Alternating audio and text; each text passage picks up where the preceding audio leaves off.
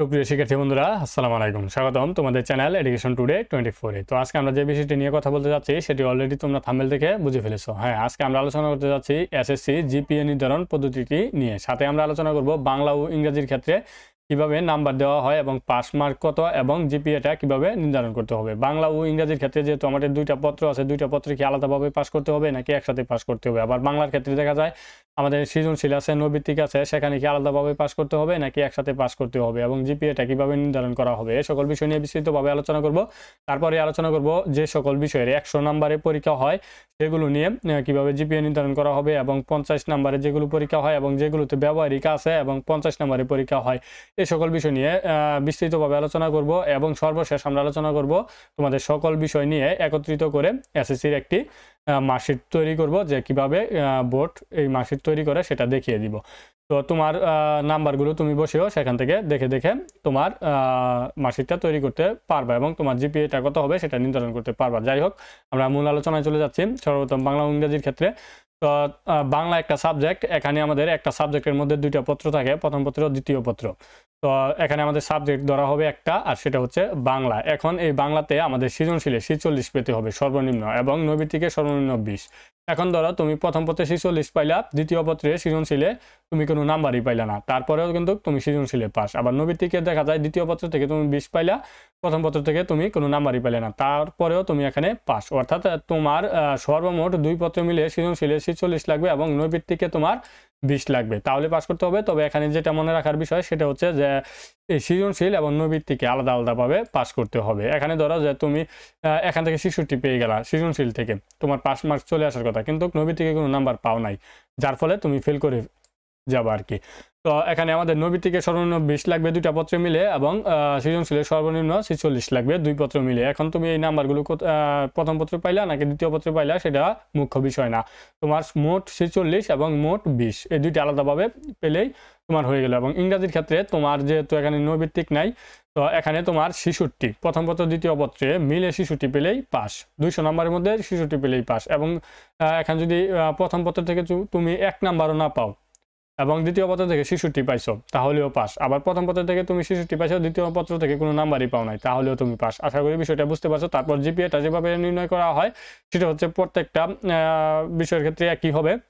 যেমন 0 থেকে 32 হলে ফেল, অর্থাৎ 33 পেতে হবে সর্বমোট, ফেল। আবার আলাদাভাবে কিন্তু এখানে তুমি 45 পাইছো, এখানে তুমি ধরো 50 পাইছো, তো এখানে 45 আর 50 কত তোমার 95 হয়ে গেছে, কিন্তু এখানে ক্রাইটেরিয়া অনুযায়ী নৈবিত্তিকে তুমি ফেল করছো, ওভারঅল তোমার ফেল হবে 95 পেলেও। এটা মনে রাখবা, এই ক্রাইটেরিয়াগুলো ফিল হওয়ার পর তোমার এখানে এইগুলো দেখবা।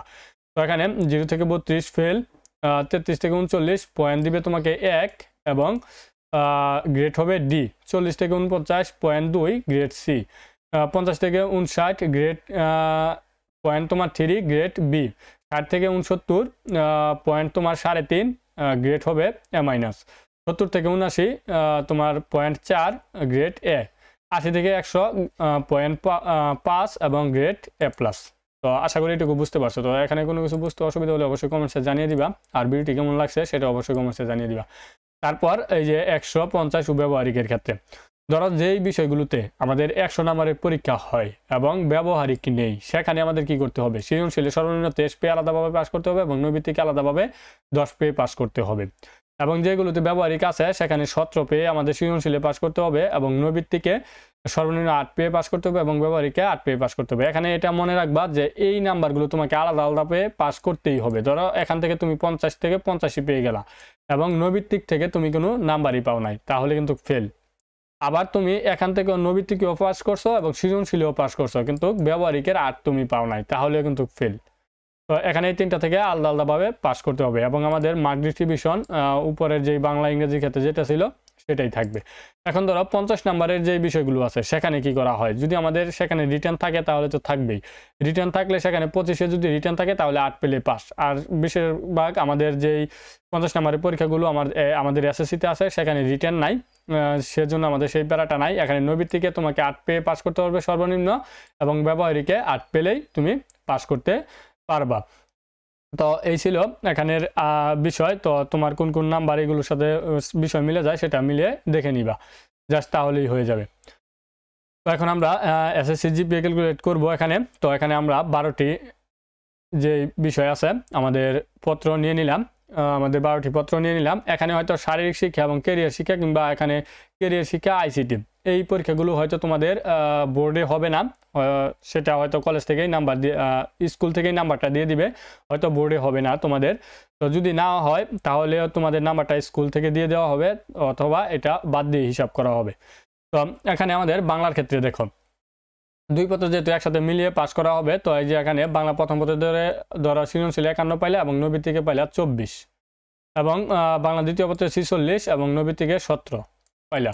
তো এই যে সবগুলো নাম্বার এই যে এখানে প্রথম পত্রের 2টা নৈবিত্তিক এবং সৃজনশীলের নাম্বার যোগ করে এবং দ্বিতীয় পত্রের নৈবিত্তিক এবং সৃজনশীল যোগ করে 2টা একসাথে যোগ করে 2টার যোগফল আবার একসাথে করতে হবে।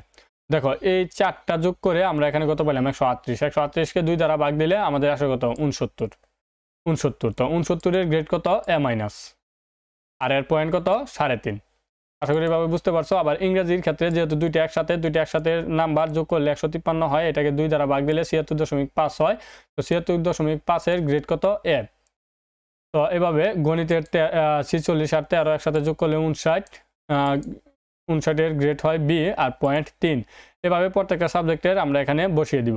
বসিয়ে দেওয়ার পর আমাদের যে গ্রুপ বিষয়ে আমাদের বিজ্ঞানের ক্ষেত্রে কিন্তু আমাদের ব্যবহারিক আছে, দেখো ব্যবহারিক আছে, আর অন্যগুলোর ক্ষেত্রে কিন্তু আমাদের ব্যবহারিক নাই, যার কারণে এখানে দিয়ে দিলাম। তো যাদের ব্যবহারিক আছে তাদের তো আলাদাভাবে পাস করার পর এখানে যে নাম্বারগুলো আসবে সবগুলো এখানে যোগ করা হবে, আর যাদের ব্যবহারিক নাই এই 2টা নাম্বার যোগ করে এখানে যোগফল নিয়ে আসা হবে। নিয়ে আসার পর এই অনুযায়ী এখানে গ্রেডগুলো বসিয়ে দিবা এবং পয়েন্টগুলো যে গ্রেডে পড়ে সেটা এখানে বসিয়ে দিবা। তারপর চতুর্থ বিষয়ের নাম্বারগুলো সবারই ব্যবহারিক থাকে, তো এইভাবে বসিয়ে দিবা। দেওয়ার পর তোমাদের নাম্বারগুলো মোট এখানে আসবে এবং গ্রেড এখানে এবং পয়েন্ট এখানে দেখবা। তারপর আইসিটির ক্ষেত্রে যেহেতু এখানে আমাদের সৃজনশীল নাই, শুধু নৈবিত্তিকে ধরো 22 এবং ব্যবহারিকে 23।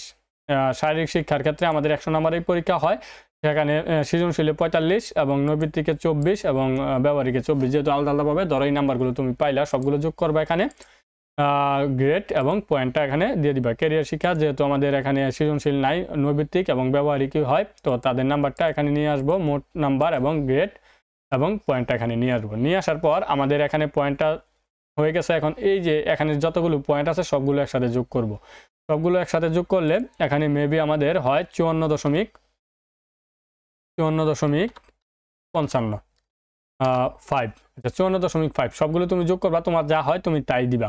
তারপর এখান থেকে তুমি 2 বাদ দিবা, কিসের 2 সেটা জানার দরকার নাই, 2 বাদ দিবা। 2 বাদ দিলে তোমার থাকে কত এখানে 52.5, এই তো 52.5।